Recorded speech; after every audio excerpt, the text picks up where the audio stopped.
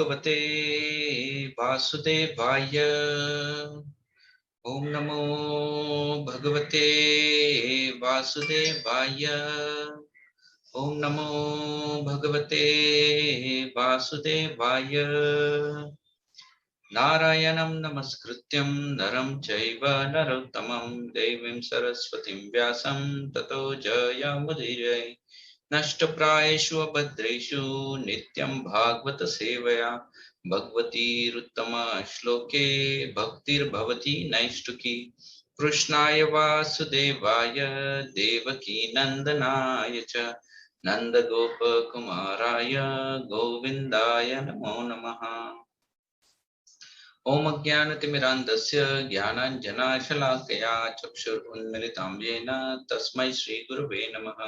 श्रीचैतन्यमनोभीष्टं स्थापितं येन भूतले स्वयं रूप कदा मह्यं ददाति स्वपदान्तिकं। वन्देऽहं श्रीगुरु श्रीयुतापदकमलं श्रीगुरुन् वैष्णवांश्च। श्रीरूपं साग्रजातं सहगना रघुनाथान्वितं तं सजीवं साद्वैतं सावधूतं परिजना सहितं कृष्ण चैतन्य देवं श्रीराधा कृष्ण पदान् सहगना ललिता श्री विशाखान्वितांश्च। नमो विष्णुपदाय कृष्णप्रेष्ठाय भूतले श्रीमते गोपाल कृष्ण गोस्वामी निधि नामिने। प्रभुपादस्य साहित्यं यः प्रकाश वितीर्य च प्रचारं कृतवान् साधु भागवत पदाय ते नमः। नमो विष्णुपदाय कृष्णप्रेष्ठाय भूतले श्रीमते भक्तिवेदांत स्वामी नित्य नामिने। नमस्ते सारस्वते देवे गौरवाणी प्रचारिणे निर्विशेष शून्यवादी पाश्चात्य देशतारिणे। नमो महावदन्याय कृष्ण प्रेम प्रदायते कृष्णाय कृष्ण चैतन्य नामिने गौरतुषे नमः। हे कृष्णा करुणा सिंधु दीनबंधु जगतपते गोपेशा गोपिका कांत राधा कांत नमोस्तुते। तप्त कांचन गौरंगी राधे वृंदावनेश्वरी वृषभानुसुते देवी प्रणमामि हरिप्रिये। वाञ्छाकल्पतरुभ्यश्च कृपा सिन्धुभ्येव च पतितानां पावनेभ्यो वैष्णवेभ्यो नमो नमः। जय श्री कृष्ण चैतन्य प्रभु नित्यानंद श्री अद्वैत गदाधर श्रीवासादि गौर भक्त वृंद। हरे कृष्णा कृष्ण कृष्ण हरे हरे हरे राम राम राम हरे हरे। मुखं करोति वाचालं पङ्गुं लङ्घयते गिरिं यत्कृपातमहं वन्दे श्रीगुरुं दीनतारिणम्।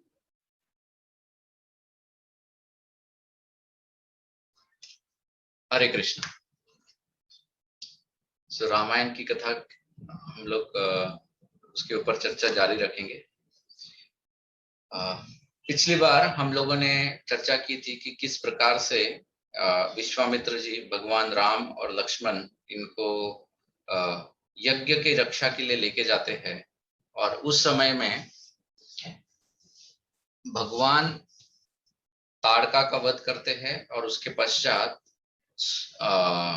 सुबाहु का वध करते हैं और मारीच को अपने बाण से वो पीछे ढकल देते हैं।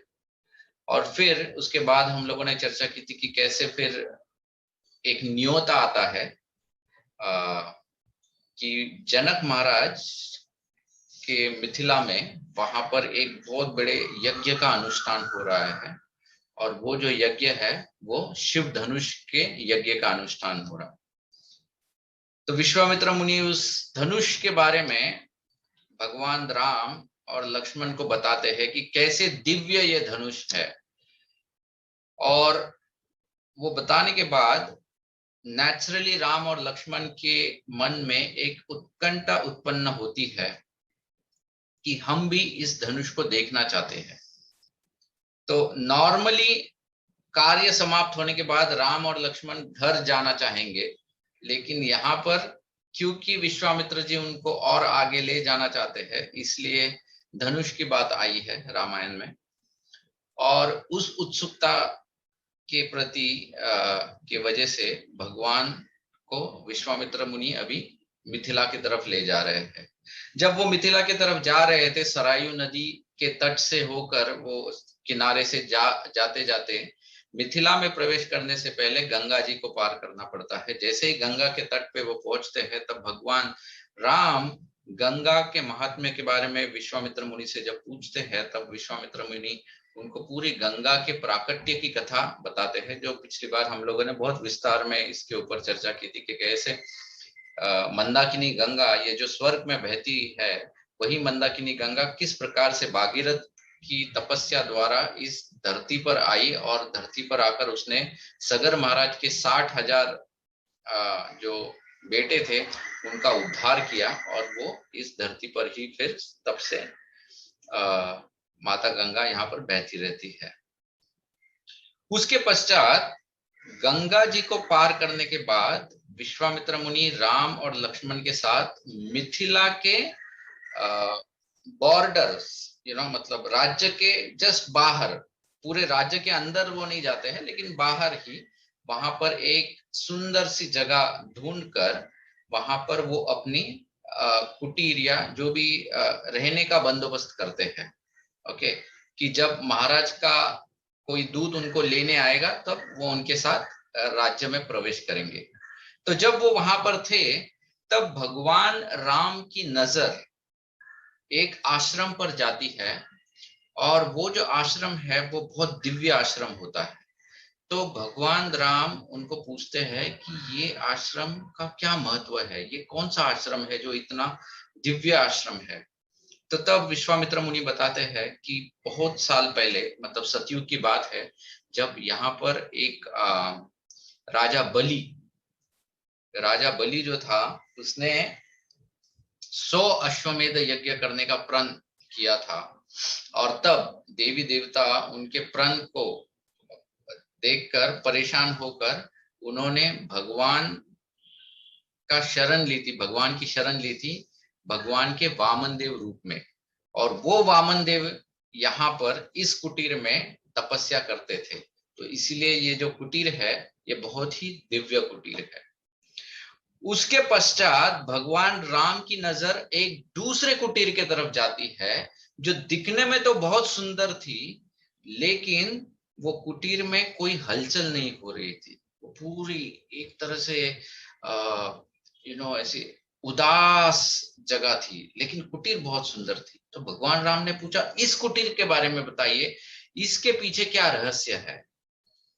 तो तब अहिल्या की कथा विश्वामित्र मुनि बताना प्रारंभ करते हैं, कि वो बताते हैं कि किस प्रकार से ये जो अहिल्या थी,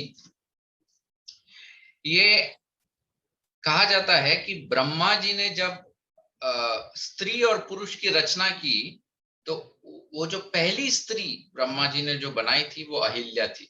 शी वॉज वेरी ब्यूटीफुल, बहुत ही सुंदर थी एक्चुअली। ओके, और उस अहिल्या को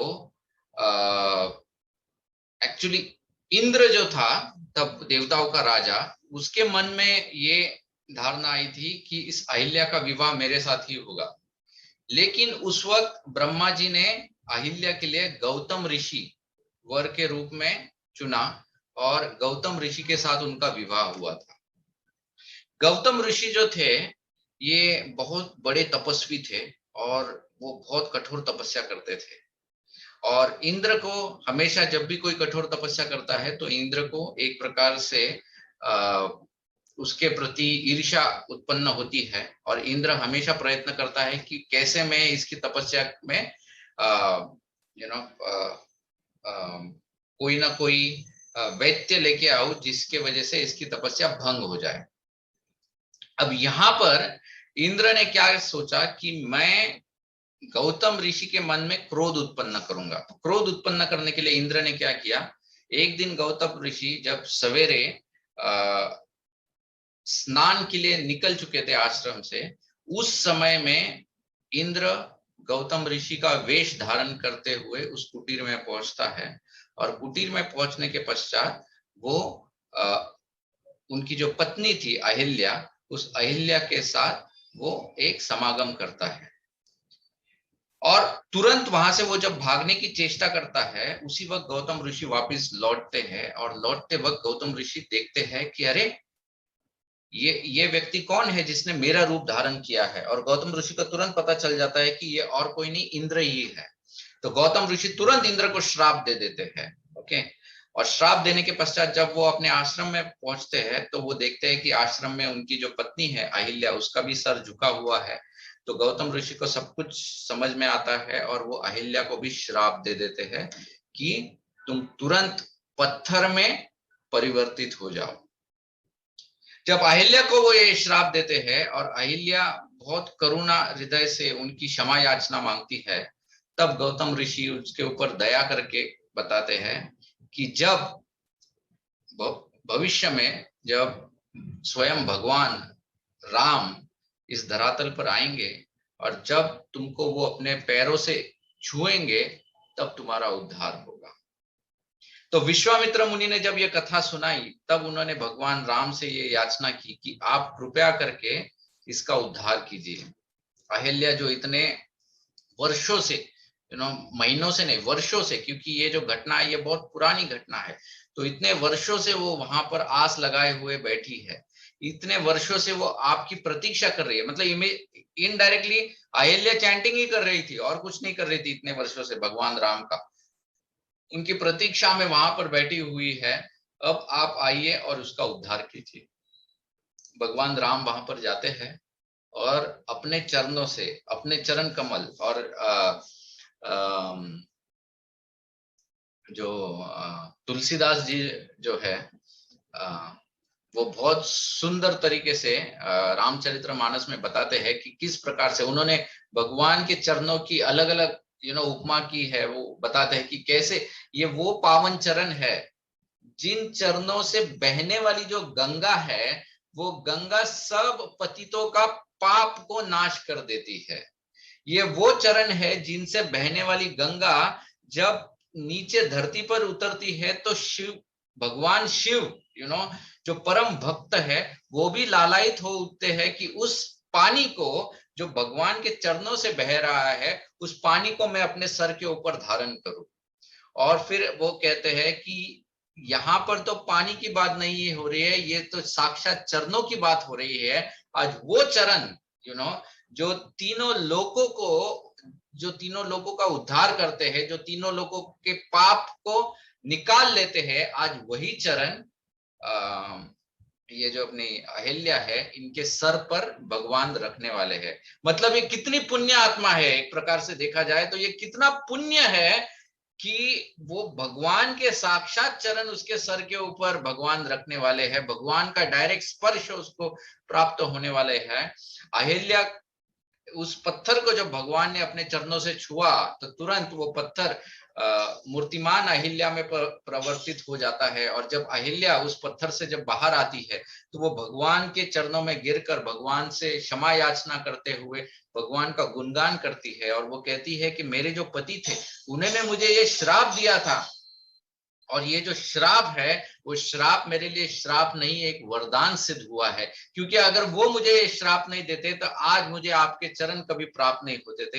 हे भगवंत, आपके ये जो चरण है ये चरण सभी पापों का नाश कर सकते हैं और मेरे भी सब पाप धुल चुके हैं। अब मेरी एक ही आपसे प्रार्थना है भगवान कि मैं कभी भी अपने जीवन में आपको मैं कभी भी ना भूलूं और हमेशा मेरा मन आपके चिंतन में लगा रहे। यही प्रार्थना अहिल्या वहां पर करती है और उसके साथ अहिल्या का उद्धार होकर वो फिर से अपने पति के पास, I mean she goes back but transformed. ऐसा नहीं है कि वापस घर गृहस्थी में लग गई वो, वैसा नहीं है जैसे ध्रुव महाराज का हुआ था, राइट। ध्रुव महाराज ने जब तपस्या की थी और ध्रुव महाराज को जब भगवान का दर्शन हुआ था तो ध्रुव महाराज पूरी तरह से परिवर्तित हो गए थे और वो फिर वहां से वापस वो अपने राज्य में चले गए, अपने पिताजी के पास चले गए, उन्होंने वापस राज्य कारभार उन्होंने संभाला। लेकिन तब वो पहले वाले ध्रुव नहीं रहे थे, उनमें पूरी तरह से परिवर्तन आ चुका था एक्चुअली। तो वो बदल चुके थे एक्चुअली, वो भक्त बन चुके थे, एक शुद्ध भक्त बन चुके थे। उसी प्रकार से भले ही अहिल्या जब मुझे रामायण समझ में नहीं आता था, भक्ति में नहीं थे, और तब ये प्रसंग जब हमने सुना था तो हम सोचते थे ये क्या, इतना सब कुछ होने के बाद फिर से वापस पति के पास लौट गई। लेकिन अब ये जो लौटना है ये साधारण लौटना नहीं है, ये जो है इसमें उसमें पूरी तरह से परिवर्तन आ गया है एक्चुअली। और यही भक्ति की क्या कहते हैं ब्यूटी है। भक्ति में ये समझना बहुत कठिन हो जाता है कि जो व्यक्ति है वो भक्त है या नहीं है, क्योंकि जो व्यक्ति भक्त होता है वो साधारण दृष्टिकोण से भी साधारण कार्य ही करता है, करने के लिए वो वही सब चीजें करता है जो एक साधारण व्यक्ति करता है, लेकिन उसकी जो चेतना होती है वो एक अलग स्तर पर होती है। Okay, so it is all internal, वो ऐसे बाहर से दिखाई नहीं देता है। तो ये भक्ति की महानता है। एक्सटर्नली सब कुछ सेम लगता है लेकिन इंटरनली पूरा चेंज हो चुका होता है। तो अहिल्या का भी उसी तरह से परिवर्तन हो चुका था और अहिल्या फिर से गौतम ऋषि के पास लौट जाती है। ये प्रसंग समाप्त होने के बाद शाम हो जाती है। विश्वामित्र मुनि, राम, लक्ष्मण वहां पर अपनी जो कोई कुटीर या जो भी एक छोटा सा रहने की जगह बना के वहां पर रुके हुए हैं। दूसरे दिन जब जनक महाराज को यह न्योता पहुंचता है, जनक महाराज को जब यह न्योता पहुंचता है कि विश्वामित्र मुनि यहाँ पर आए हैं, ओके, अपने दो शिष्यों के साथ, उनको ये नहीं पता कि कौन वो दो शिष्य है, क्या है, वो सब उनको नहीं पता, लेकिन दो शिष्यों के साथ विश्वामित्र मुनि आए हैं। उनको लगा कि हाँ होंगे दो शिष्य। अब कोई भी जो ब्राह्मण होता है या कोई भी ऋषि होता है उसके तो अनेक शिष्य होते हैं, तो वो हमेशा अपने शिष्यों के साथ घूमते, तो शायद ये भी घूम रहे होंगे। लेकिन विश्वामित्र मुनि जो साधारण व्यक्ति नहीं है वो वहां पर आए हैं, तो उन्होंने सोचा अरे अभी तो मेरा जो यज्ञ है ये यज्ञ अनुष्ठान तो जरूर पूरा होगा, क्योंकि विश्वामित्र मुनि के चरण यहाँ पर लगे हुए। तो तुरंत स्वयं जनक महाराज खुद अपने जो महल है, महल से बाहर आते हैं, राज्य से बाहर आते हैं विश्वामित्र मुनि को लाने के लिए। और वो अकेले नहीं आते हैं, उनके साथ वो अपना राज पुरोहित, उनके जो मंत्री है और मंत्री के साथ उनके जो राज ऋषि है उन सबको वो लेके आते हैं। वो वहां पर पहुंचते हैं। पहुंचने के बाद वो विश्वामित्र मुनि के चरणों में अपना नतमस्तक होते हैं। विश्वामित्र मुनि से वो याचना करते हैं कि आप कृपया करके आप मेरे राज्य में पधारिए, आप मेरे महल में आइए, आप हमको आशीर्वाद दीजिए कि ये यज्ञ सफल हो जाए। उसी वक्त ये दो नवबालक यंग किड्स जो हार्डली 14 या 16 साल के थे, राम और लक्ष्मण, वो वहां पर आ जाते हैं। और जब जनक महाराज जब उनको देखते हैं तो उनकी आंखें भगवान से हटती ही नहीं है। मानो एक चुंबक किस प्रकार से लोहे को आकर्षित करके अपने पास खींच लेता है और फिर वो लोहा हिल नहीं पाता है, उसी प्रकार से भगवान ने उनके चेतना को आकर्षित कर लेते हैं वो जनक महाराज को। और जनक महाराज जब भगवान से अपनी नजरें नहीं हटा पाते तो वो विश्वामित्र मुनि को पूछते हैं कि ये दो नौ बालक कौन है, ये कौन से शिष्य आप ले आए हो। ये ऐसे शिष्य है जिनको देखकर वो कहते हैं, जनक महाराज देखो, ये जनक महाराज के शब्द है और ये बहुत सुंदर तरीके से रामचरितमानस में उन्होंने प्रस्तुत किया है। वो बताते हैं, जनक महाराज कहते हैं कि मेरा जो मन है वो मेरा मन कभी विचलित नहीं होता है। ये वो जनक महाराज है जिनके पास व्यास देव जी ने सुखदेव गोस्वामी जी को भेजा था कि तुम आत्म संयम सीखने जाओ। इमेजिन, सुखदेव गोस्वामी को आत्म संयम सिखाने वाले जनक महाराज बोल रहे हैं, वो कह रहे हैं कि मेरा जो मन है ये कभी विचलित नहीं होता है, लेकिन इन दोनों को देखकर मेरा मन इनके प्रति आकर्षित हो रहा है। जो मन कभी किसी चीज के प्रति आकर्षित नहीं हो रहा है वो भगवान को देखकर आकर्षित हो रहा है। उनको तो पता नहीं कि ये भगवान है, लेकिन वो पूछते हैं कि ये दो है कौन, कि आज तक ऐसा मेरे साथ कभी हुआ नहीं। अरे बड़ी बड़ी अप्सराएं देखी होंगी मैंने, बड़ी बड़ी सुंदर कन्याएं देखी होंगी, कभी मेरा मन कहीं दौड़ा नहीं, लेकिन इन दो महान पुरुषों को देखकर, इन दो बालकों को देखकर, इनकी सुंदरता को देखकर मेरा मन इनके पीछे दौड़ रहा है। ये दो है कौन।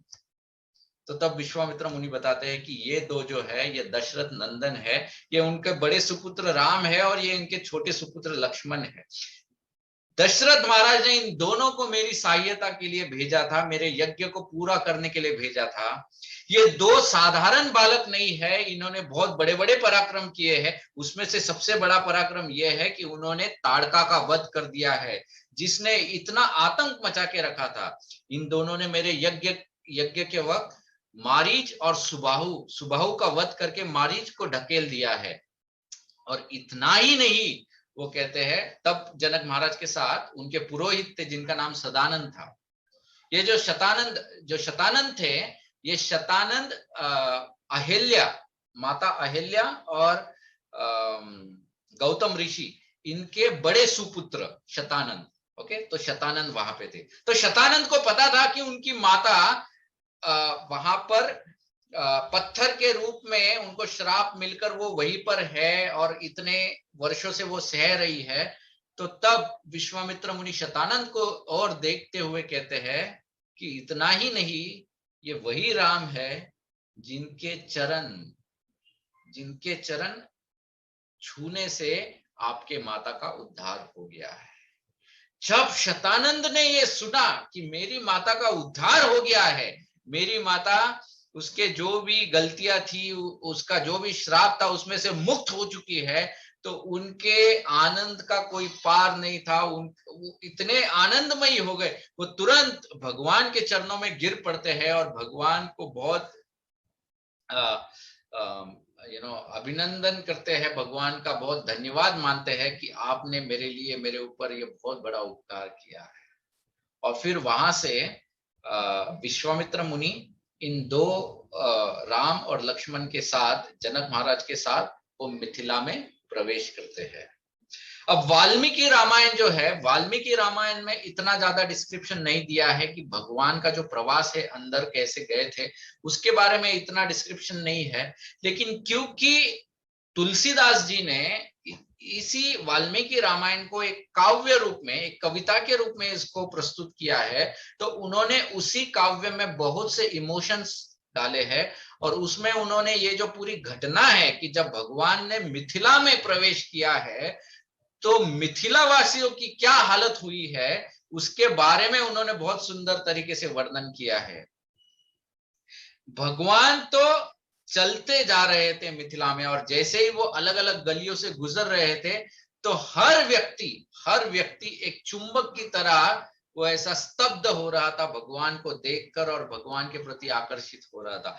मानो पूरी मिथिला का, जिस मिथिला में जो समारोह हो रहा था, वो समारोह था वो यज्ञ, धनुष के यज्ञ का समारोह हो रहा था। उस मिथिला में सबसे प्रसिद्ध बात थी सीता का स्वयंवर, मतलब this too should have been the centre of attraction. लेकिन उसी मिथिला का जो सेंटर ऑफ अट्रैक्शन है, जो केंद्र बिंदु था, आकर्षण करने वाला जो केंद्र बिंदु था, वो धनुष और सीता से अब हटकर भगवान राम की ओर आ गया था। वो भगवान राम उस पूरे मिथिला के केंद्र बिंदु बन गए थे मानो, और हर किसी की दृष्टि, हर किसी का मन अब भगवान राम की ओर ही लगा था। जब लोग देख रहे थे तो सबके मन में यही विचार आ रहा था कि अगर सीता के साथ अगर किसी का विवाह हो तो इसी का होना चाहिए, यही हमारे ही should become our son in law, दामाद। अगर मिथिला का कोई दामाद होना चाहिए तो यही होना चाहिए और कोई नहीं। वो अपने ही मन में अलग अलग देवी देवता जिनकी भी वो प्रार्थना कर रहे थे, उनकी प्रार्थना याचना करने लगे कि यही वो दामाद हो। भगवान राम, लक्ष्मण, विश्वामित्र जब वहां पर जनक महाराज के महल में पहुंचते हैं, ओके, तो अब यहां पर फिर से एक there is a difference. Valmiki Ramayana में सीता स्वयंवर का कोई उल्लेख नहीं है। ओके, वाल्मीकि रामायण में सीता स्वयंवर के बारे में कोई उल्लेख नहीं दिया गया है। लेकिन तुलसीदास रामायण में वो सीता स्वयंवर का पूरा वर्णन किया है as it was a special occasion. Valmiki Ramayana में सीता का स्वयंवर हुआ था, लेकिन वो किस प्रकार से हुआ था, तो वाल्मीकि रामायण में जो हुआ है मैं वो बता रहा हूं अभी, कि जब राम लक्ष्मण और विश्वामित्र जी वहां पर पहुंचते हैं, तब उनके मन में वो जिज्ञासा आती है कि हम भी उस धनुष को देखना चाहते हैं। तो उनके लिए जनक महाराज अपने सेवकों को बोलकर उस धनुष को वहां पर बुलवाते हैं। वो धनुष एक बड़े से संदूक, पेटी, संदूक या पेटी या केस जो भी है, उसमें रखा हुआ था, और उस बक्से को वहां पर लाया गया। ट्रॉली में लाया होगा या गाड़ी में लाया होगा, ट्रैक्टर में लाया होगा, कैसे तो लाया था, लेकिन लेके आए वहां पर। और लाने के पश्चात उस धनुष को भगवान राम को दिखाया था। और वो देखने के बाद भगवान राम में वो जिज्ञासा हुई थी, क्या मैं इसे उठा सकता हूं। मतलब वाल्मीकि रामायण के अनुसार ये जो सीता का स्वयंवर था, ये एक दिन का समारोह नहीं था, ये बहुत दिनों से या सालों से चलते आ रहा था, बहुत सालों से चलता आ रहा था। जैसे वाल्मीकि रामायण में बताया है कि जनक महाराज बताते हैं और वो इस धनुष की कथा बताते हैं। देखो, पिछली बार हम लोगों ने एक धनुष की कथा के बारे में चर्चा किया था। आज की जो कथा है ये थोड़ी अलग है, उससे थोड़ी भिन्न है, लेकिन धनुष की कथा है। तो ये जो कथा है वाल्मीकि रामायण में, उसमें क्या बताया गया है कि एक समय की बात है जब नारद मुनि और भगवान इंद्र में एक प्रकार का डिबेट होने लगा। नारद मुनि ने कहा कि भगवान विष्णु जो है वो बहुत शक्तिशाली है। इंद्र ने कहा मुझे नहीं लगता कि भगवान शिव से ज्यादा शक्तिशाली है। तो इन दोनों में बहुत डिबेट जब हुआ, तो तब इन दोनों ने शर्त लगाई कि चलो हम लोग देखते हैं कि अगर इन दोनों के बीच में अगर युद्ध हुआ तो कौन किसको परास्त करेगा। तो ठीक है, तो इन दोनों ने बैटिंग किया, नारद मुनि और इंद्र ने, और फिर न्योता भेजा विष्णु भगवान और शिव भगवान को। शिव भगवान को जब न्योता गया तो शिव भगवान ने बोला ये क्या है, तो बोले आपको युद्ध करना है। इंद्र जाते हैं शिव भगवान के पास, बोलते आपको युद्ध करना है। शिव बोलते किससे, तो वो कहते हैं कि विष्णु से। तो शिव भगवान बोलते पागल हो गए हो तुम, अरे जिनका नाम मैं निरंतर जपता रहता हूं, अब वो जपा माला छोड़ के आप कहते हो कि मैं उसी के ऊपर धनुष्य तान के खड़ा हो जाऊं, ये तो पागलपन है। वो कहते हैं मैं कोई युद्ध नहीं करने वाला हूं। तो इंद्र कहते हैं नहीं नहीं प्लीज, मैंने भी कुछ वचन दिए हैं, शब्द बोले हैं, नारद मुनि के साथ बैटिंग लगा है, बहुत पैसा लगा हुआ है, तो आप प्लीज कुछ कीजिए। तो किसी तरह से इंद्र शिव भगवान को मना लेते हैं युद्ध करने के लिए। तो शिव भगवान बोलते ठीक है। अब शिव भगवान भी जानते हैं कि इस युद्ध का परिणाम क्या होने वाला है, लेकिन फिर भी वो बोलते चल तुम्हारी बात रखने के लिए मैं युद्ध करूंगा।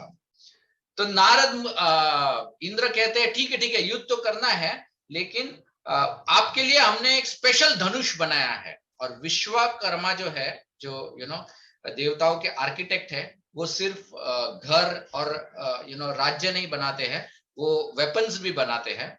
तो विश्वकर्मा जो है एक स्पेशल धनुष उन्होंने बनाया शिव भगवान के लिए, और वो धनुष शिव जी को दिया गया।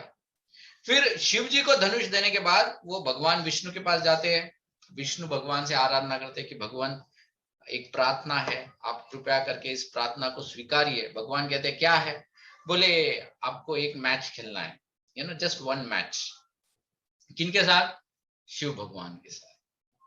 तो विष्णु भगवान कहते हैं चलो ठीक है, लेकिन वो कंडीशन डालते हैं, बोलते आप खुद के हथियार नहीं ला सकते हो, दिव्य अस्त्र नहीं ला सकते हो, क्योंकि फिर तो मैच बराबर नहीं होगा। हम आपको युद्ध भूमि में एक स्पेशल वेपन देंगे, उसी के साथ आपको युद्ध करना है। विष्णु बोलते ठीक है मैं उसी के साथ कर दूंगा। तो उनके लिए और एक धनुष्य बनाया गया विश्वकर्मा द्वारा, और एक धनुष्य बनाया विष्णु भगवान के लिए।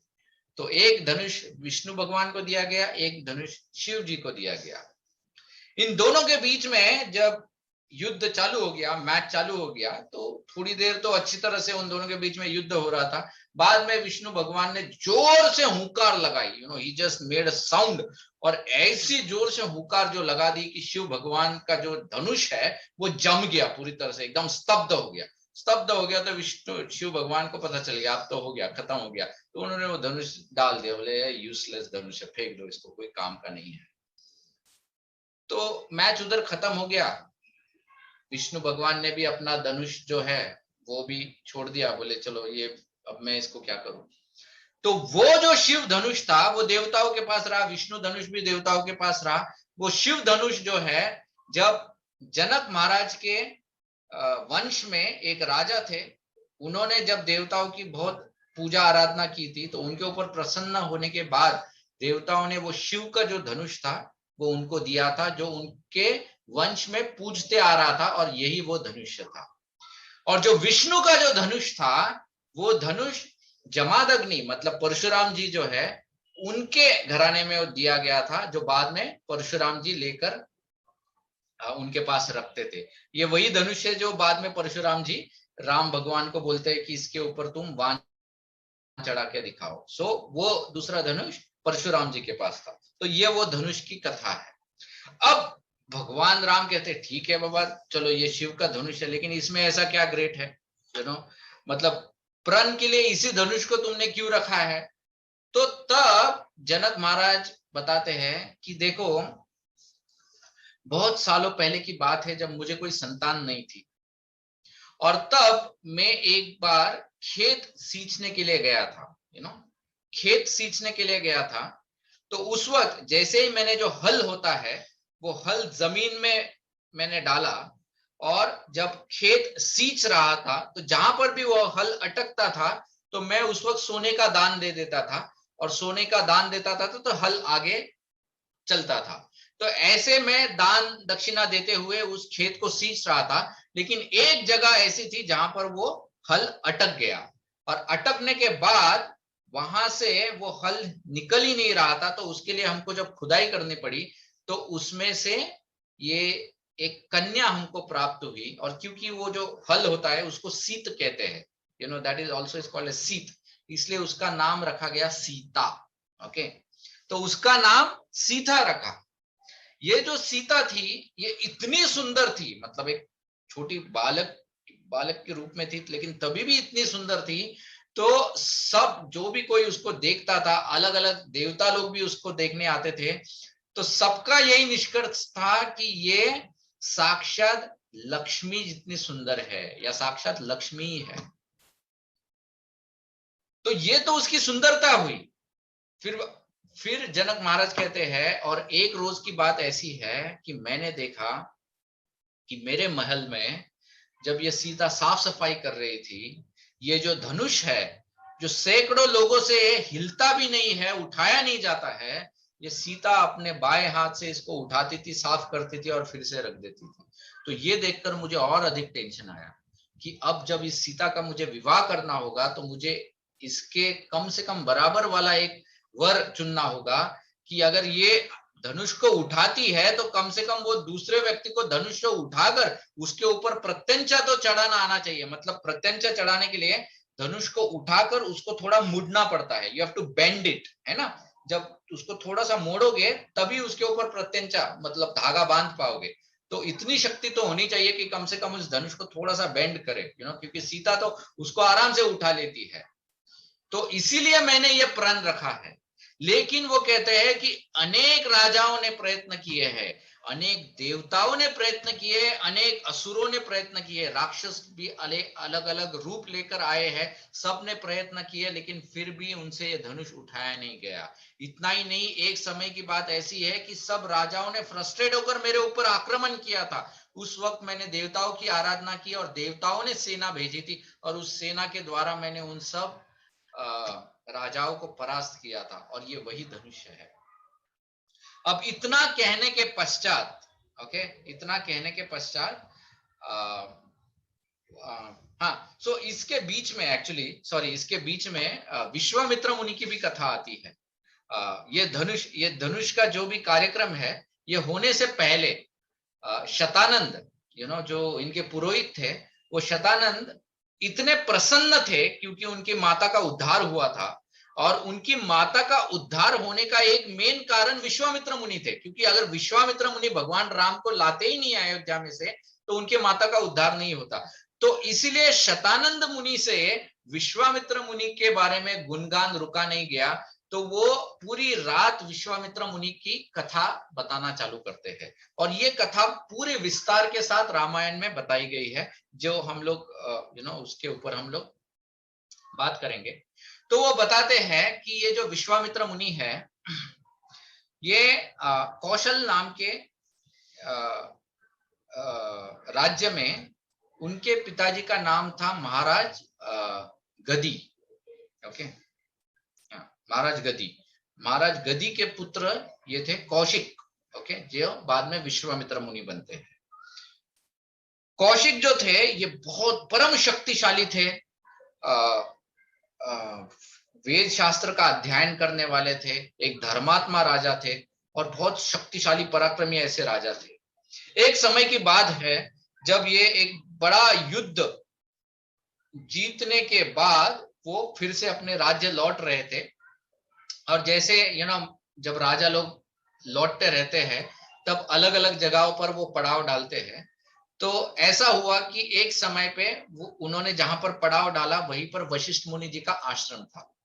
वशिष्ठ मुनि ने देखा कि अरे, कौशल नाम का एक महान राजा, वशिष्ठ मुनि जानते थे उनको, तो उन्होंने सोचा कि ऐसा महान राजा मेरे आश्रम के समीप आया है तो मुझे भी उसकी सेवा करनी चाहिए, क्योंकि जब राजा अच्छी तरह से राज्य करता है तो ब्राह्मणों का भी रक्षण होता है, और ब्राह्मणों का जब रक्षण होता है तो ब्राह्मण फिर अपने धर्म का पालन अच्छी तरह से कर पाते हैं। तो इसीलिए एक क्या कहते हैं इसको, रेसिप्रोकेशन के रूप में वशिष्ठ मुनि उनका यथोचित सत्कार करना चाहते थे। इसलिए उन्होंने, वो कौशिक राजा के पास जाते हैं और उनको आमंत्रित करते हैं कि कृपया करके आपकी सेना समेत आप मेरे कुटीर में आइए, हम आप सब लोगों को बहुत अच्छी तरह से भोजन खिलाना चाहते हैं। कौशिक राजा जो था, मतलब विश्वामित्र मुनि, वो बहुत प्रसन्न हुए, लेकिन उन्होंने कहा कि हे ब्राह्मण देवता, मैं आपको कष्ट नहीं पहुंचाना चाहता हूं, क्योंकि मेरी जो सेना है ये कोई छोटी सेना नहीं है, ये बहुत विशाल सेना है, और इतनी विशाल सेना के लिए आपके पास इतनी सामग्री नहीं होगी कि आप इनको खाना खिला पाओगे। तो इसीलिए आपने हमसे पूछा, यही बहुत बड़ी बात है, इसी में हमको बहुत आनंद है और इसी में हम आपसे बहुत प्रसन्न है। तो कृपया करके आप इसी हमसे धन्यवाद स्वीकार कीजिए और थैंक यू। लेकिन वशिष्ठ मुनि जो थे वो उनको बहुत इंसिस्ट कर रहे थे कि नहीं, आप आइए ही आइए। तो विश्वामित्र मुनि कहते हैं ठीक है, आप इतना आग्रही हमसे कर रहे हैं तो ठीक है, मैं आता हूं। तो जब विश्वामित्र मुनि उनके पूरी सेना के साथ वहां पर पहुंचते हैं तो उनके मन में भी एक कुतूहल था कि ये किस प्रकार से वशिष्ठ मुनि हम सबको खाना खिला पाएंगे। वो ये नहीं जानते थे कि वशिष्ठ मुनि के पास एक गाय है जिसका नाम है सबला।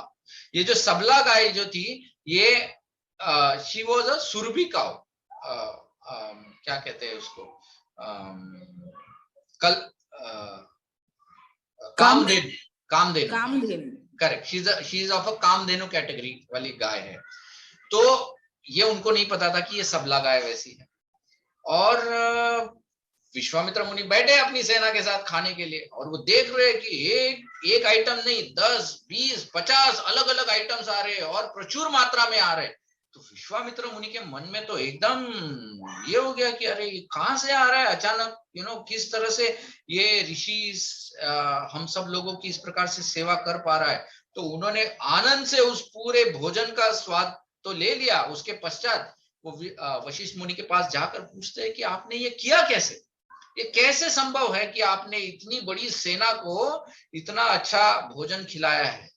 तो तब वशिष्ठ मुनि बताते हैं कि भगवान की दया से मेरे पास ये सबला गाय है, और ये सबला गाय कामधेनु होने के वजह से मैं इसको जो भी कामना या इच्छा करता हूं ये उसको पूरी करती है।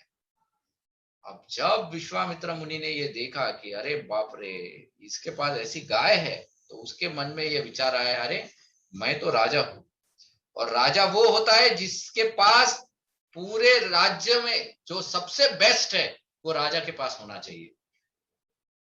तो कौशिक मतलब विश्वामित्र मुनि वशिष्ठ को कहते हैं कि एक काम करो, ये देखो, मुझे बहुत धन और बहुत ऐसे इस गाय की आवश्यकता है, क्योंकि मैं तो अलग अलग जगहों पर युद्ध के लिए चला जाता हूँ, और अगर ये गाय मेरे साथ अगर आएगी तो मेरा तो बहुत इजी हो जाएगा ये सब कुछ। तो आप एक काम करो, ये गाय मुझे दे दो, इसके बदले में मैं आपको लाखों करोड़ों गाय दे दूंगा, लाख, मैं आपको जितना धन चाहिए उतना धन उसके बदले में आप दे दूंगा, लेकिन ये गाय मुझे दे दो। तो वशिष्ठ मुनि ने हंसते हुए कहा कि नहीं, ये गाय तो मैं नहीं दे सकता हूँ, क्योंकि ये जो गाय है इसके द्वारा ही मुझे सब कुछ, यज्ञ, दूध, घी जो भी है, ये सब सामग्री मुझे इस गाय से प्राप्त होती है, जिससे मैं अलग अलग प्रकार के यज्ञ कर पाता हूँ। और जो ब्राह्मण होता है उसकी संपत्ति ही गाय होती है, तो इसका त्याग मैं नहीं कर सकता है। तो विश्वामित्र मुनि ने अनेक अलग अलग प्रकार से प्रयत्न किए, अलग अलग प्रकार के प्रलोभन दिए कि जिस प्रकार से वशिष्ठ मुनि उनको ये गाय दे, लेकिन वशिष्ठ मुनि देने को तैयार नहीं थे। उस समय विश्वामित्र मुनि को बहुत क्रोध आ गया। देखो, भगवत गीता का वो श्लोक है ना, संगात संजायते काम ध्यायतो विषयान पुंसान, कि किसी विषय के ऊपर ध्यान लग गया, ध्यायतो विषयान पुंसान संगात संजायते काम, फिर उसको प्राप्त करने की इच्छा होती है, फिर वो इच्छा जब प्रबल हो जाती है तो वो काम रूप में चली जाती है, और कामात क्रोधो भी जायते, काम पूरा नहीं होता है तो क्रोध आ जाता है। तो विश्वामित्र मुनि को भी यहाँ पर बहुत क्रोध आ गया वशिष्ठ मुनि के ऊपर। उन्होंने कहा कि अगर तुम ये गाय मुझे अपने मन से नहीं दोगे तो मैं छल से इसको, या मैं इसको जबरदस्ती इसको यहां से लेके जाऊंगा। वशिष्ठ मुनि ने कहा तुम जो करना चाहो करो, मैं इसको नहीं दूंगा।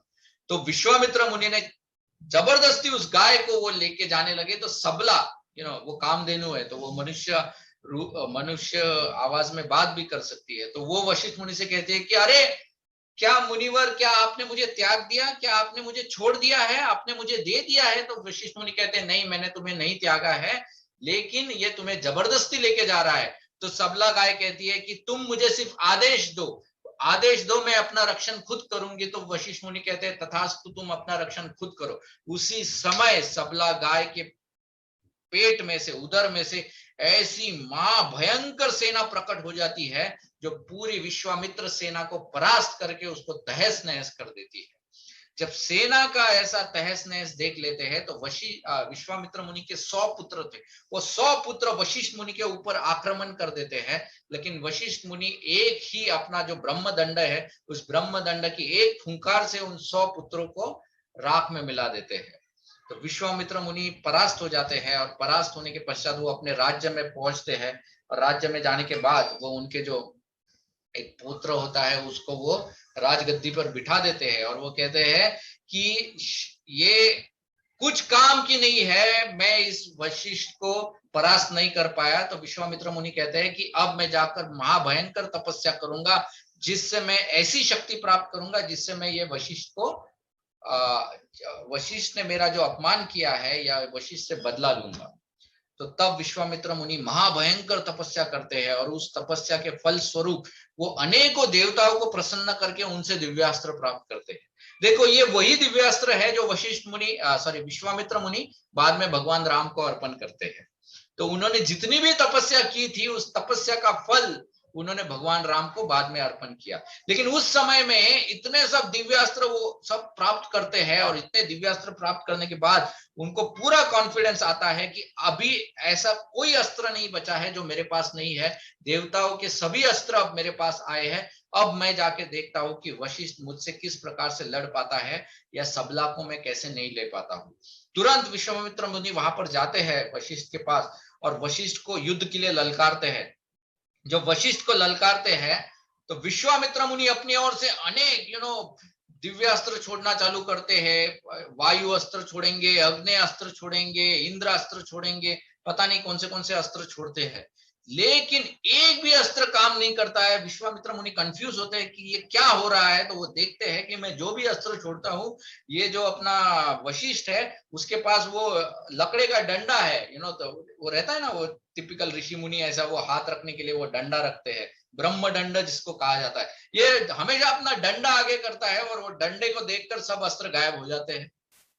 तो विश्वामित्र मुनि बोलता है ये तो बहुत फ्रस्ट्रेशन वाली बात है, इतने बड़ी तपस्या करने के बाद मैंने इतने अस्त्र शस्त्र मैंने सब लाए हैं, और ये ब्राह्मण मेरे सामने एक डंडा रखता है लकड़े का, और वो डंडा इन सब अस्त्रों को विफल कर देता है। तो ये डंडे में अलग ताकत है, अब मुझे वो सबला छोड़ो, मुझे ये डंडा चाहिए, है ना। तो अब वशिष्ठ तो ये डंडा चाहिए। तो डंडा कहाँ से प्राप्त होगा? तो ऐसा नहीं है कि जाके कुल्हाड़ी से एक ऐसा डंडा बनाया तो डंडा, उस डंडे में वो ब्रह्म तेज भी तो आना चाहिए ना।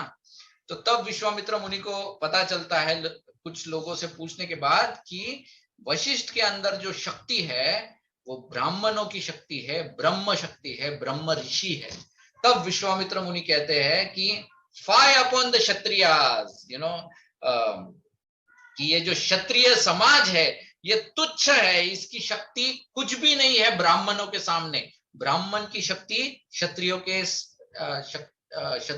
की शक्ति से बहुत ज्यादा है।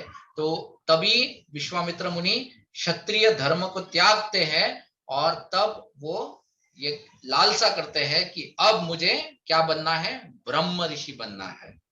अब ब्रह्म ऋषि बनने के लिए फिर से वो जाकर तपस्या करना चालू करते हैं।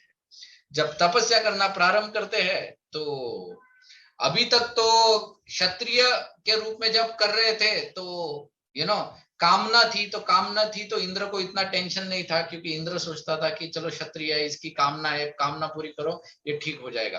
अब तो इसने कामना को त्याग कर दिया है, अब तो ये ब्रह्म ऋषि बनने के पीछे लगा है। तो इंद्र को टेंशन आया, कहीं ब्रह्म ऋषि के बीच में मेरा इंद्रासन देख लिया और वो मांग लिया तो क्या होगा। तो इसीलिए तुरंत इंद्र क्या करते हैं, एक अप्सरा को भेजते हैं। तो पहली अप्सरा जो वहां पर जाती है वो है मेनका। मेनका जब जाती है तो मेनका विश्वामित्र मुनि को अपनी सुंदरता से मोहित करती है, और मोहित करने के पश्चात विश्वामित्र मुनि, बताया गया है कि वो 50 वर्षों तक उस मेनका के साथ रहते हैं। और 50 वर्षों के पश्चात उनको अचानक एक दिन सवेरे एकदम ये होता है कि अरे मैंने तो सब राज्य वगैरह सब छोड़ा था, मुझे ब्रह्म ऋषि बनना था, मैं अचानक कहाँ ये वापस अप्सरा के पीछे लग गया हूं। तो तब विश्वामित्र मुनि फिर से मेनका को त्याग देते हैं और फिर अपनी ब्रह्म तपस्या करने को बैठ जाते हैं। तब उनको मेनका द्वारा एक पुत्र भी उत्पन्न होती है जिसका नाम था शकुंतला। ये शकुंतला वो है जिसका विवाह बाद में दुष्यंत के साथ होता है। और दुष्यंत का जो पुत्र था वो भरत था। ये अपने भरत महाराज से अलग है, ये महाभारत वाला भरत है। वो भरत वो है जिससे बाद में शंतनु आते हैं, और शंतनु के बाद में अपने क्या भीष्म, और भीष्म से फिर पूरा महाभारत। तो ये अलग कहानी है, तो अब वो साइड हम नहीं जाने वाले हैं। Okay, that's a different story. लेकिन फिर से विश्वामित्र मुनि तपस्या को बैठते हैं। इंद्र सोचता है कि पहली बार मैंने जो फॉर्मूला लगाया था वो फॉर्मूला सक्सेसफुल था, इस बार भी मैं दूसरी अप्सरा को भेजूंगा तो ये भी काम कर जाएगा। दूसरी बार रंभा को भेजते हैं। जब रंभा वहां पर आती है, विश्वामित्र मुनि तुरंत भाप लेते हैं कि ये किस प्रयोजन से आई है। इस समय विश्वामित्र मुनि को बहुत क्रोध आता है। पहले काम आया था, अब क्रोध आया है।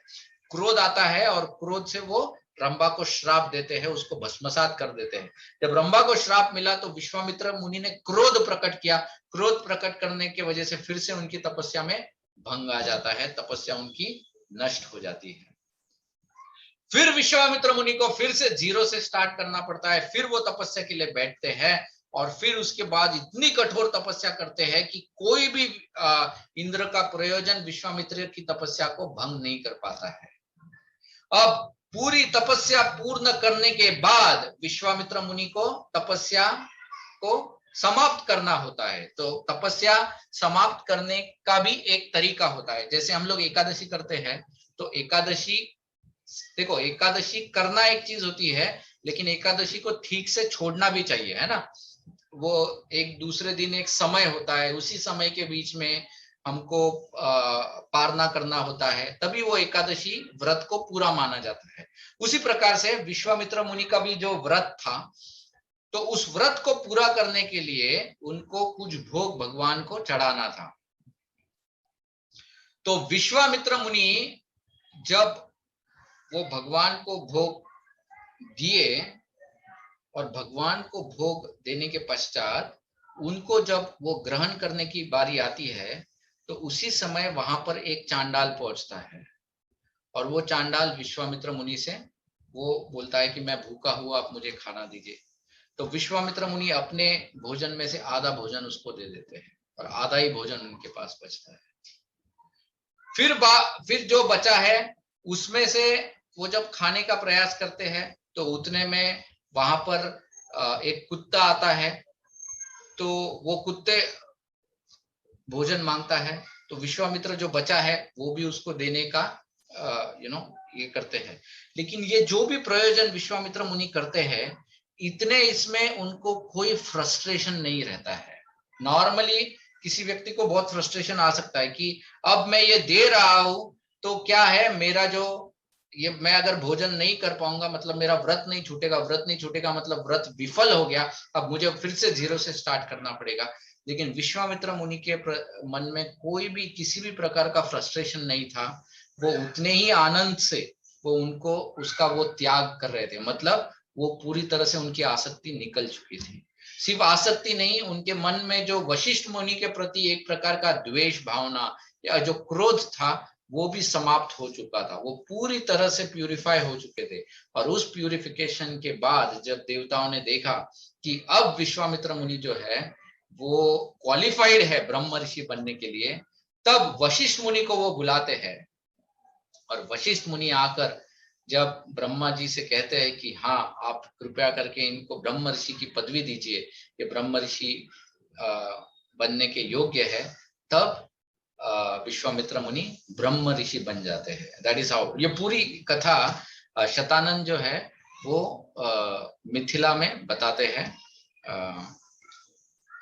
इनको राम लक्ष्मण और सबके सामने मतलब विश्वामित्र मुनि का गुणगान करते हैं कि किस प्रकार से विश्वामित्र मुनि ने कितने कठिन प्रयास करने के बाद आज जो वो बने हैं, वो कैसे बने हैं, तो बहुत गुणगान करते हैं। तो फिर से हम जाते हैं उस प्रसंग पर जहां पर भगवान राम के सामने अब वो धनुष आया है।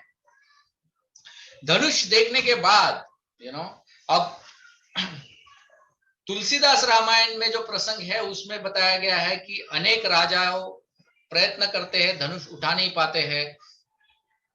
जनक महाराज बहुत दुखी हो जाते हैं और वो कुछ कटु वचन भी बोल देते हैं। उस कटु वचन के प्रस्तुत में मतलब जनक महाराज कोसते हैं क्षत्रिय को, पूरे क्षत्रिय समाज को वो कोसते हैं कि मैं नहीं जानता था कि क्षत्रिय समाज इतना कमजोर हो चुका है कि उनमें कुछ भी शक्ति नहीं बची है। तो तब लक्ष्मण बहुत क्रोधित हो जाते हैं और लक्ष्मण कहते हैं कि जिस सभा में एक भी रघुवंशी जहां पर बैठा हुआ है उस सभा में आपको इस प्रकार के वचन बोलना ही नहीं चाहिए, क्योंकि ये रघुवंशियों का अपमान है।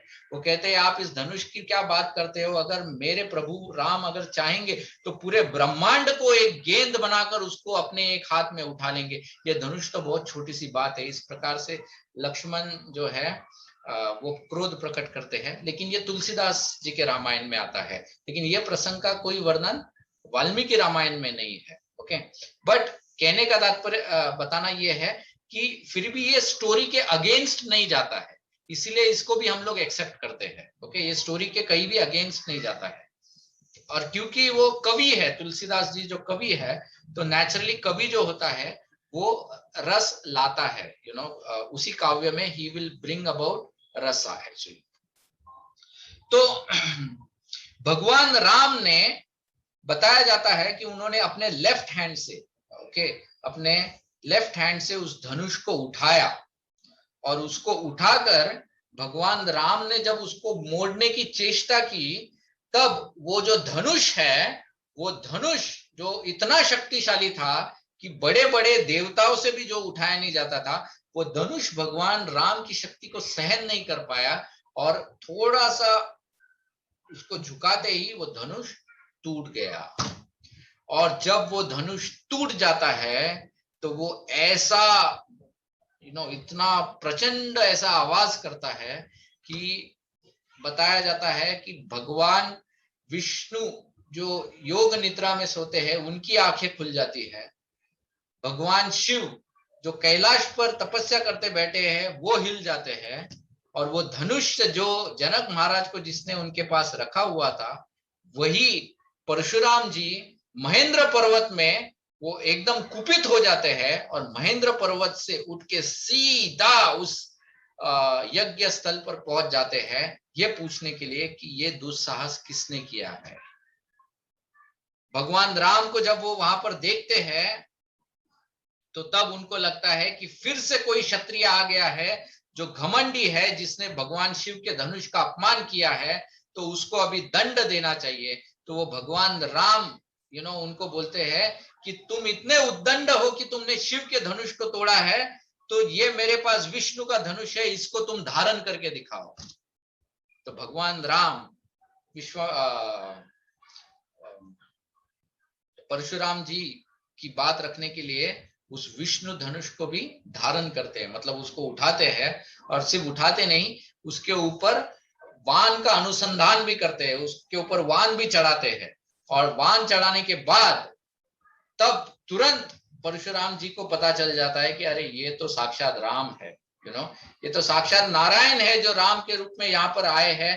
तो ये तो ये धनुष के तो मालिक है, तो ये इनकी तो बनती है कि ये धनुष को तोड़े मोड़े मरोड़े, जो करना है वो करे एक्चुअली। तो तब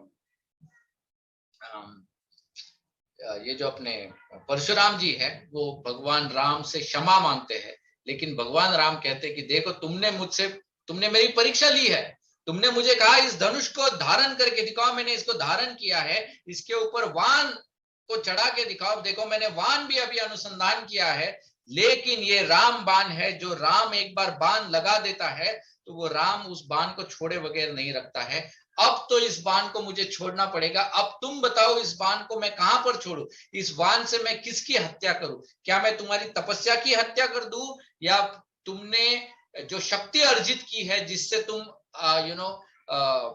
हवा से जहां चाहो वहां पर जा सकते हो, मैं उसका नाश कर दूं।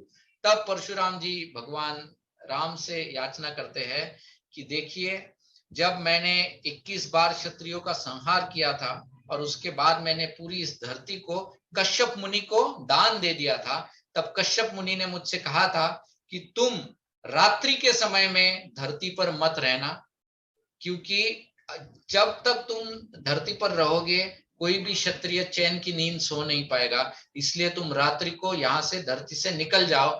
तो परशुराम जी कहते हैं इसीलिए मैं रात्रि के समय में धरती से तुरंत महेंद्र पर्वत चला जाता हूँ। महेंद्र पर्वत जो है वो कैलाश में आता है, कैलाश इज मच आउट। हम लोग जो कैलाश जानते हैं, कैलाश मानसरोवर, जहां पर हम लोग ये लोग अलग अलग ट्रेन का टिकट लेकर जाते हैं, वो तो हिमालय वाला कैलाश है, that is not the original Kailash. जो ओरिजिनल कैलाश है, जो भगवान शिव का धाम है, वो शिव का धाम तो इस धरती पर है ही नहीं, it is beyond this earth. Okay, तो महेंद्र पर्वत भी उसी जोन में आता है। तो परशुराम जी कहते हैं मुझे यहां से महेंद्र पर्वत जाने के लिए मुझे उस शक्ति की आवश्यकता है जिससे मैं वो प्रवास कर पाऊंगा, तो इसलिए उस शक्ति को तुम ना त्यागो, लेकिन इससे तुम मेरी तपस्या जो है उस तपस्या को नाश कर दो। और भगवान उस वान से फिर परशुराम जी की तपस्या को नाश करते हैं। तो इस प्रकार से परशुराम जी भी शांत हो जाते हैं। भगवान राम जनक महाराज को भी आनंद पहुंचाते हैं उस धनुष को उठाकर और उसको तोड़कर, और सीता को भी प्राप्त करते हैं अपने पत्नी के रूप में, और यही भगवान राम का स्वयंवर है।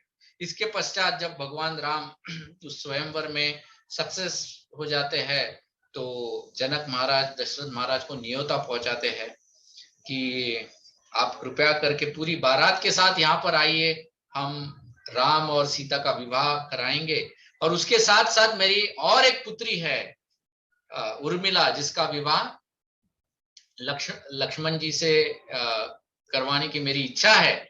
और मेरे जो बंधु है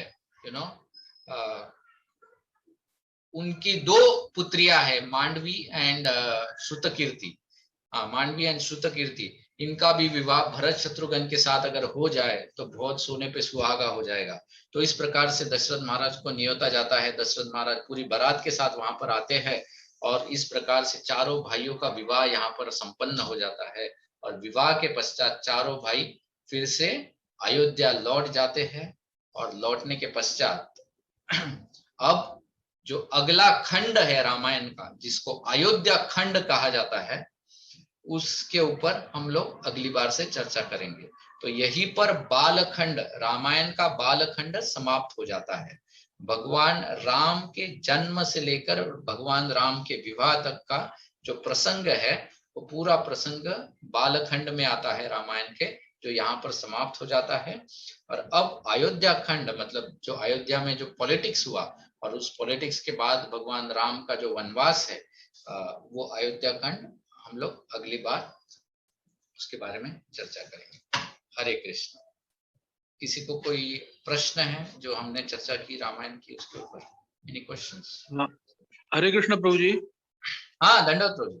हाँ प्रभु जी, भरत महाराज के बारे में आप बता रहे थे ना, तो टोटल 3 भरत महाराज है क्या? मतलब एक रामायण में, एक हमारे जो जड़ भरत से पहले जो भरत महाराज, और ये महाभारत, 3 है क्या? Correct correct, 3 Bharat. हाँ, अलग अलग भरत है ये। और जो भारत वर्ष जो हो गया वो हमारे जड़ भरत वाले भरत महाराज से। अभी उसके ऊपर there is a mixed opinion, you know, some say कि हमारे जो जड़ भारत वाले जो है वो भारत वर्ष वाले हैं, लेकिन अपना जो इंडिया भारत जो है, राइट, उसका जो नाम है वो जो महाभारत वाले भारत है, हाँ हाँ, उनसे आया है, यू नो, शकुंतला का पुत्र, उससे वो आया है, दुष्यंत का पुत्र, उससे वो आया है। There are some mixed opinions, I have heard ये साइड भी वो साइड भी, I don't know the exact one actually. अच्छा। और प्रभु जी, दूसरा एक प्रश्न था, परशुराम जी भी भगवान विष्णु के ही अवतार है ना? हाँ, बट वो शक्त्यावेश अवतार है। हाँ, भगवान राम जो है, ही इज अ डायरेक्ट अवतार, राइट, मतलब हाँ, हाँ, ही इज अ पूर्ण अवतार, वेरएस परशुराम जी जो है वो शक्त्यावेश अवतार है। शक्त्यावेश अवतार क्या होता है फॉर अदर्स जिनको पता नहीं है? शक्त्यावेश अवतार वो होता है जिसमें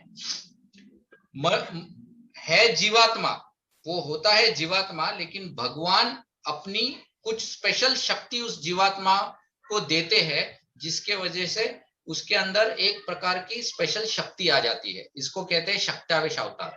जैसे व्यास देव जी, वो भी शक्त्यावेश अवतार है। तो भगवान ने अपनी जो क्या कहते हैं, वेद शास्त्र की जो बुद्धि है, इंटेलिजेंस है, वो व्यास देव जी को दी है, जिसके वजह से वो इस प्रकार के ग्रंथों की रचना कर पाए हैं। तो वो भी एक शक्त्यावेश अवतार है। परशुराम जी भी एक शक्त्यावेश अवतार है, लेकिन भगवान राम जो है वो ही is a direct incarnation. Okay, yes Prabhu ji, thank you. या थैंक यू। प्रभु जी, क्या आप कैलाश के बारे में थोड़ा इलैबोरेट कर पाएंगे? जो अपनी धरती पे है वो ओरिजिनल नहीं है, तो कहाँ पे है? एक्चुअली कैसा है, ये रामायण में भी बताया गया है कि ये जो अपना हिमालय साइड है, ओके, वो हिमालय इतना गहरा है कि उधर से ही स्वर्ग की तरफ रास्ता जाता है। ओके। महाभारत में भी इसका उल्लेख आया है। महाभारत में भी एक प्रसंग आता है जिसमें एक समय जब ये अर्जुन, यू नो, वो दिव्यास्त्र प्राप्त करने जाता है, तो वो हिमालय की ओर से जाता है, और जब वो 1 वर्ष के पश्चात आने वाला है, तब उस वक्त पांडव लोग उसकी प्रतीक्षा हिमालय के तट पे करते रहते हैं। उस समय द्रौपदी को एक स्पेशल कमल का फूल दिखता है, और वो फूल वो चाहती है कि मुझे और ऐसे फूल चाहिए। तो भीमसेन जो है उन फूलों को प्राप्त करने के लिए उस दिशा में दौड़ते हैं, और जब वो दौड़ते हैं तो दौड़ने के पश्चात वो एक इस प्रकार की सीमा को लांघ देते हैं जहां पर कोई भी मनुष्य जा नहीं पाता है, या कोई भी मनुष्य उस सीमा को लांघ के आगे जाने का प्रयत्न अगर करेगा तो बिना दिखाए वाले सैनिक उसकी हत्या कर देंगे, जो यक्ष लोग रहते हैं, क्योंकि वो कुबेर की सीमा है, कुबेर। तो कुबेर की सीमा में वो पहुंच जाते हैं, लेकिन वो भीमसेन तो साधारण है नहीं, सो ही डिफीट्स कुबेर की सेना को, एंड कुबेर फिर उनको, यू नो, सांत्वना करके उनको वापस लौटाते। तो ये जो उल्लेख है ये महाभारत में भी दिया गया है।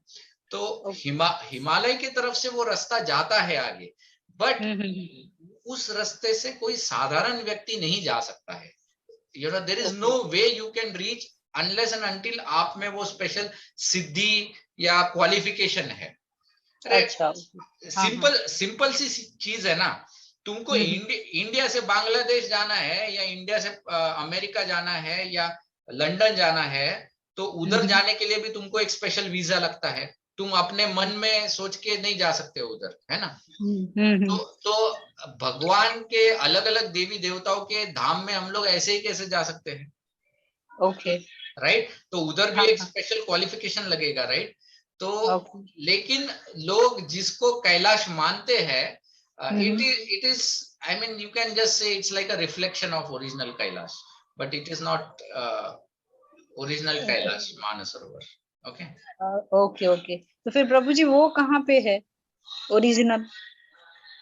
वो तो अलग लोक ही है, it is a different planetary system माता जी, आई मीन। अच्छा, ओके। हाँ मतलब अच्छा, वो तो एकदम, एक मिनट, मैं एक मिनट, PLA प्लैनेटरी सिस्टम,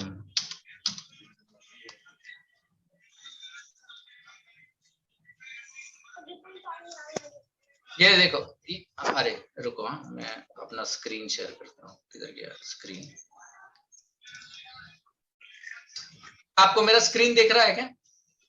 प्रभु जी मुझे सिर्फ आप दिख रहे हो और कोई स्क्रीन नहीं दिख रहा है। क्या बात कर रही हो? हाँ, हाँ अभी दिखा, अभी दिखा, हाँ अभी दिख गया। एक मिनट, मैं वो इमेज को खोल रहा हूँ। हाँ इसमें चला गया। देखो यहाँ पर पता नहीं कितना क्लियर है, बट एक मिनट, शायद आएगा।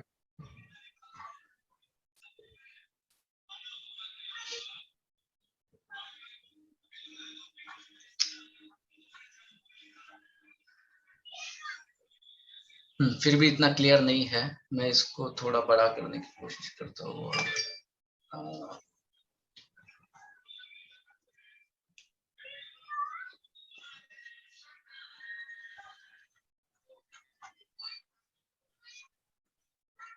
हाँ दिख रहा है यहाँ पर?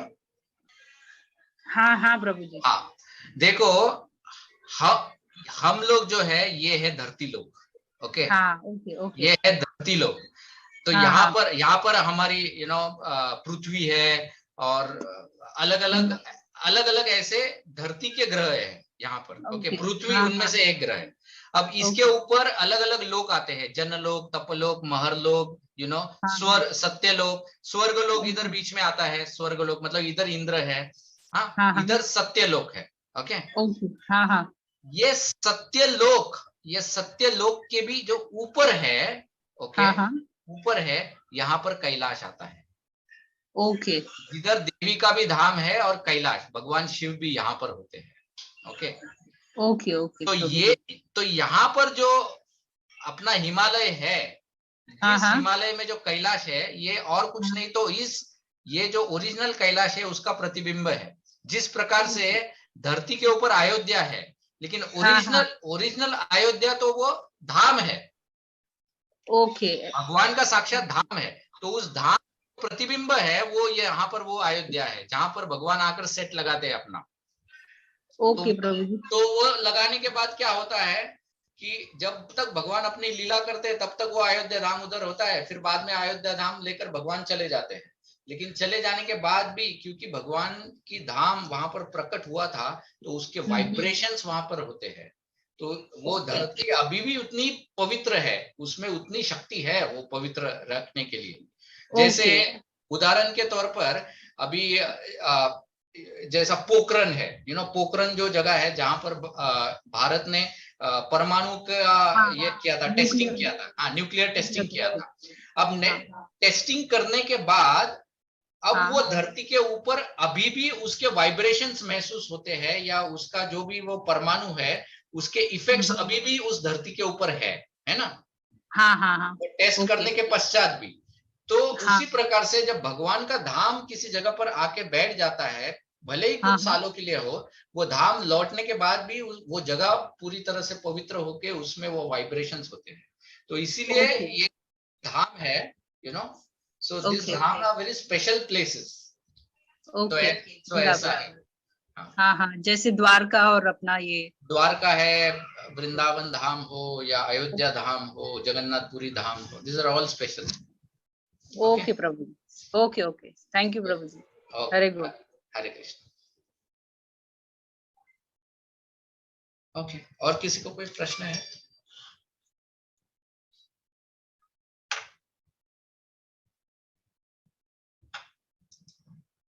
ठीक है, तो यहीं पर हम लोग समाप्त करेंगे। हरि बोल। Thank you everyone. Hare Krishna.